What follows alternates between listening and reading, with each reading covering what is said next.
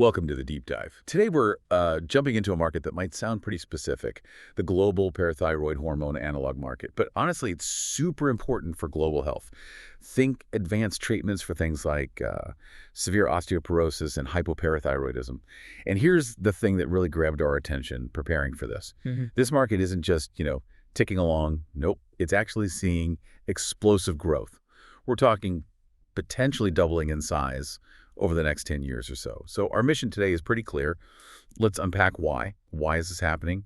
And where is all this growth actually taking place around the world? Yeah, it's fascinating. And what these parathyroid hormone analogs do, well, it's quite unique. They're not just replacing a hormone. They actually stimulate new bone formation. That's a key difference from a lot of older treatments that mostly just slow down bone loss. Okay. So it's about building, not just preventing loss. Exactly. That makes them really effective for people who need more, like those with severe osteoporosis or for, fine-tuning calcium levels and hypoparathyroidism.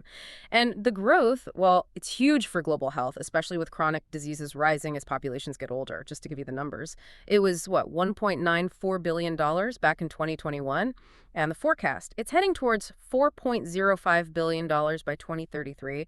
That's a compound annual growth rate, a CAGR, of about 8.1%. Pretty strong. Wow, okay. 8.1% every year for over a decade. Yeah. That is significant.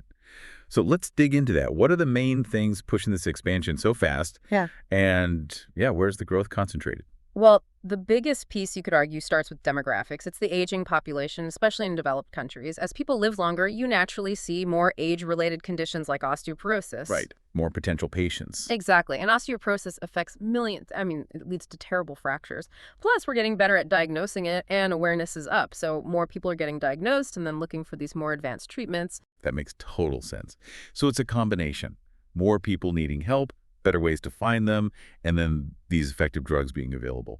Are there other drivers besides aging? Oh, absolutely. Another huge factor is just the continuous innovation in biologic drug development. We're not just talking small tweaks here. We're seeing advancements that make these PTH analogs safer, maybe they work longer, or they're just more effective overall. Yeah. And think about delivery systems, too. If it's easier for someone to take their medication, maybe a newer pen or something, they're more likely to stick with it. Better adherence means better outcomes, which boosts confidence in the treatment and, expands the market. So this constant innovation is really fueling demand. Interesting. So it really sounds like a perfect storm almost. You've got the growing need from patients, better diagnostics, finding them, and then the treatments themselves getting better and easier to use. Yeah. So with all that pushing it forward, where are we seeing the most action globally? Like geographically speaking, where's the market really buzzing? Regionally, North America has definitely been out front. It's expected to keep growing substantially. The U.S. really dominates there, which isn't surprising given its advanced healthcare system, high awareness levels, and all the R&D investment. Right. But Canada's showing strong growth too, so it's pretty broad across the region. And Europe. Always a major player in pharma. How's it looking there? Still a very strong pillar, absolutely. Europe's right there. You see countries like the UK, Germany, they have particularly solid growth. It's driven by similar things, aging populations, well-established healthcare systems that are adopting these newer therapies more and more. Their expansion trajectory looks, pretty similar to North America's steady, significant growth. Okay, so the established markets, North America and Europe, are holding strong, growing steadily. Is there anywhere that's really exploding, a region that's maybe shifting the future balance? Oh, definitely. The real powerhouse, if you look at the rate of growth, is Asia Pacific. It's just surging. Yeah. And get this, India actually has the highest projected CCR globally. China is right up there too. India leading globally. That's interesting. Yeah. And this boom in APAC, it's driven by a mix of things. Their healthcare infrastructure is developing fast, people have more disposable income, and there's much more awareness now about chronic diseases that maybe weren't diagnosed much before.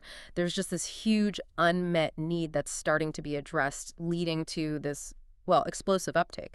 And it's not just APAC. We're also seeing, steady momentum down in South America. Brazil, Argentina, Colombia are showing growing adoption. And even in the Middle East and Africa, you see these pockets of really rapid growth.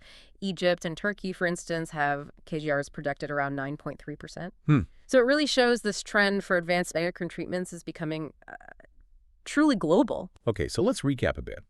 We've explored this really remarkable growth in the global parathyroid hormone analog market. It's clear this isn't minor. We're seeing a potential doubling, $1.94 billion in 2021, projected maybe $4.05 billion by 2033. That's huge.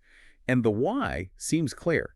Aging populations needing these treatments, more osteoporosis being diagnosed, and the drugs themselves just keep getting better and more accessible thanks to R&D. Exactly. And if you sort of zoom out, connect it to the bigger picture, you can really see how this market's growth mirrors this global push for better ways to manage chronic diseases, especially endocrine disorders. North America and Europe are still the bedrock, large market shares. But that dynamic growth, the real acceleration, that's happening in Asia Pacific now, with India taking a notable lead globally. This whole market is really in a transformative phase, adapting to both demographic shifts and scientific progress. So, what does this all mean for you listening? Well, as healthcare systems everywhere keep changing and innovating, maybe think about the wider impact of these kinds of specific market expansions.